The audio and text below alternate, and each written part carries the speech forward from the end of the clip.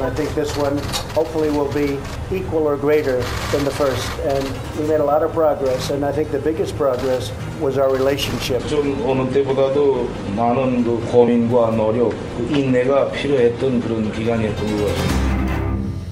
예, 한반도의 운명을 건 2차 북미 정상회담. 오늘 그 담판이 있는 날입니다. 어제 있었던 만남은 여러분 공식 회담이 아니에요. 이거는 사실 가볍게 밥 먹자라고 만난 소셜 디너였는데 누구도 그냥 소셜한 소셜 디너, 친교 자리로 해석하지만은 않죠. 일종의 탐색전이었습니다. 그리고 오늘 공식 회담, 단독 정상회담, 확대 회담 이런 본게임, 단판의 자리가 마련이 됩니다. 과연 하노이 선언에선 어떤 내용이 담길지, 최소로 가정하면 어디까지 나올지, 최대로 가정하면 현실적인 최대, 현실적으로 최대로 가정한다면 어디까지 가능할지 이게 최대 관심사입니다. 예, 전문가 연결을 해보죠. 우리 뉴스쇼에도 자주 나오시는 북한 전문가신데 지금 마침 하노이 현지에 가서 이 상황들을 지켜보고 계세요. 한동대학교 김준영 교수 연결을 해보죠. 김준영 교수님 안녕하세요. 네, 안녕하세요. 예, 하노이에 언제 도착하셨어요? 저는 그저께 아침에 도착했습니다. 그저께. 밤에 도착했습니다. 그러셨어요. 그러니까 이 카메라로 비춰주는 것만 보는 거랑 현지에서 몸으로 느끼면서 보는 거하고는 분위기가 좀 다를 수 있는데 어떻습니까? 분위기. 제가 두 분 정상회담에 장에 간 건 아니지만 적어도 베트남 분위기는 확실히 굉장히 들떠 있고요. 제가 어제 외신 기자들을 많이 만나서 그 인터뷰를 했는데요. 예.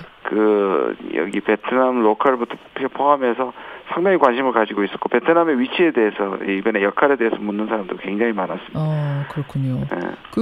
김 위원장의 열차가 떠나던 게 토요일이잖아요. 네네. 그때부터 시작해서 지금 이제 목요일까지 왔습니다. 네. 쭉 목격한 장면들 중에 교수님 개인적으로 가장 흥미로웠던 부분, 가장 주목되는 부분, 가장 이색적이었던 부분이 있다면? 가장 이색적이었던 거는 저는 열차가 결국 보안에 좀 취약하던 부분, 그러니까 일본 TV에서 전혀 생각하지 못하던 부분, 난닝역에서 30분간 나와서 휴식하는 부분, 그 부분이 좀 굉장히 특이했고요. 특히 김 위원장이 담배를 이렇게 재떨이로 받는 부분. 같은 것들이 굉장히 특이했고요. 그게 멀리서 보면 사진을 찍을 수 있었다면 사실 저격도 가능한 망원 렌즈로 저는 그런 생각이 좀 들었습니다. 사진도 찍었을 수 있는 위치인데 거기서 나와서 담배를 피면서 휴식을 취했다. 이건 그러면 어떤 의미라고 받아들이신 거예요? 왜 특이하다고 보신 거예요? 왜냐하면 그 정도로 중국이 사실 중국한테 책임을 물을 수도 있는 장면 같아요. 저는 워낙에 추적을 잘하고 하는 일본 언론의 특징이긴 하지만 좀 약간 걱정이 되기도 좀 했었습니다. 근데 그리고 가장 아무래도 저는 아까 말씀 좀 나온 것 같은데요. 어제 두 사람이 저는 결이 많이 달랐다고 생각합니다. 첫 번째 만났을 때 저는 김정은 위원장이 그간의 고민이 완전히 느껴져서 좀 심지어 절박하다는 생각도 들었고 약간 짠하다는 생각까지 들었어요. 그러셨어요. 고민, 노력, 이런 것들 얘기하고 오해와 불신 속에서 서로 마주보고 달려왔다는 것이 그동안의 고생도 얘기하지만 결국 이 문제에 대해서 이해하는 건 당신밖에 없다. 그렇죠. 트럼프는 그거를 my friend라고 얘기했지만 김정은은 어떤 의미에서 이 딜을 할 수 있고 대부분 다 반대인데 당신과 내가 이 문제를 해결할 수밖에 없다는 부분. 그동안에 6월 12일 날 굉장히 좋았음에도 불구하고 8개월 동안 수많은 반대, 특히 실무회담으로 넘어가면 다 망가지고 다시 제가 알기로는 김정은 위원장은 그동안 우리가 아는 것보다 친서를 훨씬 더 많이 보냈거든요.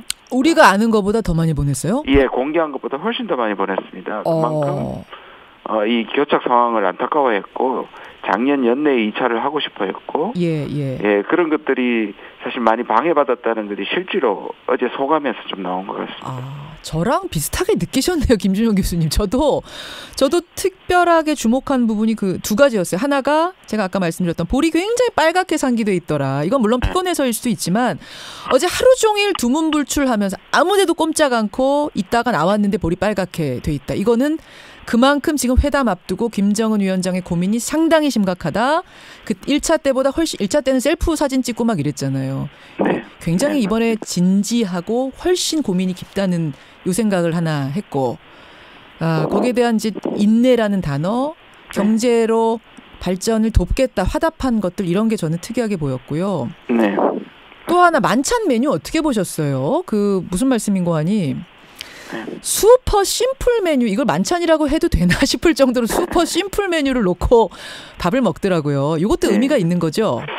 그렇죠. 이게 지금 대부분은 연회거나 잘 모든 걸 끝내고 우리가 남북 정상회담 보듯이 연회 형식으로 하거나 예. 지난번에 오찬 하루였기 때문에 오찬을 하면서 워킹 런치를 했거든요. 그렇죠. 그러니까 실무 이제 일하면서 논의하면서 하는 건데 예. 약간 중간 형태라 그럴까요? 왜냐하면 내일 본회담이 있긴 하지만 8개월 동안에 단절이 있었기 때문에 그렇죠. 이 사실상의 중요한 건 오늘의 단독 회담이잖아요. 예. 거기서 뭔가 큰 결심을 하고 난 다음에 이것을 정리해야 된다는 것이 확대 회담인데 예. 바로 들어가기에는 그동안에 실무 회담도 굉장히 없었단 말이에요. 예. 사실 비건이 평양 가서 2박 3일은 그냥 아젠다만 서로 내놓은 거고 결국 요 며칠간의 두 사람의 회담이었을 텐데 예. 그러면 뭔가 결정적인 것을 내일 바로 만나게 하기엔 좀 힘들었단 말이에요. 아하. 그리고 1박 2일로 잡았다면 예. 이 부분은 탐색이기도 하지만 어떤 의중을 갖고 있는가를 던지는 거기 때문에 그렇죠. 밥이 불편했을 수도 있고요. 약간 실무적인 것을 가미하는 예. 뭔가 좀 심각하다. 우리는 연회를 하는 그런 상황이 아니다. 예. 연회를. 예. 그러니까 아마 그런 것이 좀 담겨 있다고 저는 봤습니다. 그러니까요. 그러니까 북미가 상의하에 거하게 말고 슈퍼 심플하게 차려주십시오 이렇게 주문을 했다는 거잖아요. 예, 그런 것 같습니다. 예, 그러니까 요거는 뭔가 회담에 들어가기 전에 한번 사전 조율 같은 서로를 좀 탐색하는 요런 자리가 아니었는가 이 말씀이시고. 근데 그 만찬의 참석자로 김영철 부위원장하고 김여정 제1부부장이 들어갈 거라고 예상들 많이 했는데 김여정이 아니라 리용호 외무상이 들어갔더라고요. 네. 요것도 의미가 있는 겁니까? 좀 약간 북한 측에서 일종의 파격을 보이면서 미국한테 보이는다는 그 뭔가 압력이라는 그 해석도 좀 있더라고요. 왜냐하면 미국은 일찍 밝혔고 맞아요. 사실 북한은 나중에 밝혔으니까 김여정을 예상해서 왜냐하면 김여정이 거의 비서실장 역할을 했으니까 믹 멀베이니를 착석시키는데 의회에 카드를 내놨다. 이렇게 볼 수도 있는데요. 제가 보기에는 그것보다는 일단 실무 뭘 아는 그리고 이런 부분에서 좀 아까 말씀드린 것처럼 좀 일을 하는 디너이라는 모습에서 아마 한 것 같고요. 제가 보기에는 어차피 지금 김정은하고 트럼프 대통령의 문제 게임이기 때문에 그렇게 큰 의미를 담을 필요는 없다고 생각합니다. 어차피 김정은과 트럼프다. 폼페오가 김영철을 너무 싫어하거든요. 거의 애원할 정도로 빼달라고 얘기를 했고 실질적으로 평양 갔을 때도 모욕감을 느꼈다고 얘기를 했기 때문에 김영철이 나오니까 원래 이용호를 원했거든요. 그렇게 생각하면 또 선의로 해석할 수 있는 면도 있습니다. 미국이 원하는 게 리용호, 그러니까 김영철 말고 리용호를 좀 감각이 있고 상당히 사람들한테 호감을 주는 사람인데 김영철은 거의 만나는 모든 외교관들이 싫어할 정도로 모두 싫어할 정도야. 좀 거칠고 그렇죠. 그렇지만 김정은 위원장 입장에서는 김영철을 뺄 수는 없으니 김영철을 넣되 당신들이 좋아하는 리용호도 넣어주겠다. 이렇게. 존 볼턴 그 국가안보 보좌관은 어제 안 들어갔어요. 네네. 요 사람은 이제 완전 대북 강경파인데 오늘 확대 회동에는 들어갑니까? 갈 거라고 보세요? 예, 그것도 좀 지켜봐야 될 것 같은데 저는 이제 사실 볼턴이 참여 안 하는 게 더 의미가 있다고 생각합니다. 볼턴은 거의 지금 북미 회담에 있어서 목소리를 잃었고 패싱을 당하는 생각이 좀 듭니다. 그전에도 지금 직전에 한국으로 오기로 했었던 거 기억하십니까? 보도가 좀 나왔었는데 일본하고 이렇게 한미를 하자고 왔는데 사실 강경파인데 한국 쪽에서는 굉장히 곤란했기 때문에 사실 부산에 가서 해라. 좀 부산 쪽으로 약간 좀 로우 프로파일로 조금 숨기고 싶었는데 사실상 취소됐거든요. 물론 베네수엘라이기 때문에 못 갔다고 얘기는 하지만 사실 지난 1차 회담 직전에 그 깨질 뻔했을 때도 펜스하고 볼턴은 사실 반격을 했었거든요. 그랬죠. 그러니까 이 문제가 결국 자기 보스가 하겠다는데 반대는 못하지만 틈이 생겼을 때 치고 들어올 수 있기 때문에. 근데 다행히도 적어도 이번 북미 정상회담에서는 상당히 좀 제외되는 그런 분위기라서 뭐 나쁘지 않다고 생각합니다. 자, 존 볼턴 대북 강경파 어제 만찬에선 제외됐는데 오늘 확대 회담에는 오늘 본 게임에는 들어갈지 안 갈지 이것도 여러분 관전 포인트입니다. 그렇죠. 두 사람이 큰 딜을 하게 되면 결국 반대를 할 수 없기 때문에 뭐 참여해도 큰 문제는 없을 거라고 생각합니다. 네. 하노이 현지에 가 있는 김준영 교수 지금 만나고 있습니다. 김준영 교수님, 오늘 회담, 그러니까 오늘 그 핵 담판에서는 어디까지 주고받을까? 그러니까 비핵 굉장히 떨리는데요. 그야말로 이 지금 코엔 문제까지 등장하고 이렇게 되면 국내 정치에 완전히 함몰될 가능성이 있기 때문에 잠깐 그 얘기 좀 해볼게요. 제가 아까 오프닝에서도 얘기했습니다만 마이클 코언이라는 그 트럼프의 변호사 말하자면은 이명박 대통령한테 김백준 같은 존재, 뭐 모든 걸 다 알고 있는 사람이 지금 청문회에서 입을 열기 시작해서 트럼프 대통령이 하노이에 몸은 있지만 마음은 거기가 있을 것 같은 이거 어떡하나 싶더라고요. 어제 바로 CNN에서 아주 굉장히 냉소적으로 얘기했습니다. 아마 내일 회담 잘 안 될 것이다. 밤새도록 트럼프는 잠도 못 자고 미국의 코엔급 정문회를 보고 있을 것이다. 그렇죠. 이렇게 조롱 섞인 논평을 하는 거 제가 약간 옆에서 들었는데요. 그리고 실제로 오늘 아침 4시 미국 시간으로 미국 시간으로 오후죠. 그러니까 여기는 정확하게 12시니까 4시에 트위터를 하나 제가 방금 봤는데요. 실제로 이제 비난을 했습니다. 코엔이 자기 형량을 줄이기 위해서 저런 거짓말을 한다. 자기와는 관계없는 다른 고객들과 했다 이런 트위터를. 트럼프 대통령의 트위터에서 코언을 비판하는 마이클 코언이 거짓말하고 있다. 못 자긴 했는 것 같습니다. 물론 시차 때문이기도 하겠지만 트위터를 4시 몇 분에 이렇게 트위터를 올렸더라고요. 반응을 한 게 나왔습니다.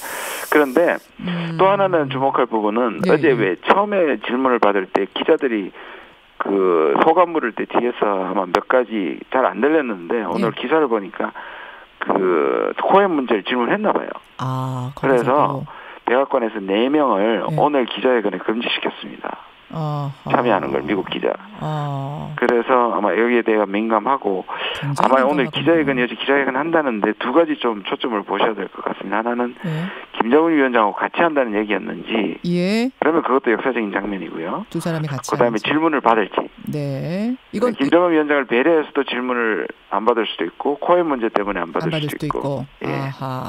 자, 그게 하나 굉장히 변수네요. 마이클 코언이 지금 미국 현지에서 이야기하고 있는. 이건 여러분 2부에 저희가 미국 현지 연결을 할 거거든요. 그때 조금 더 자세하게 들어보도록 하고.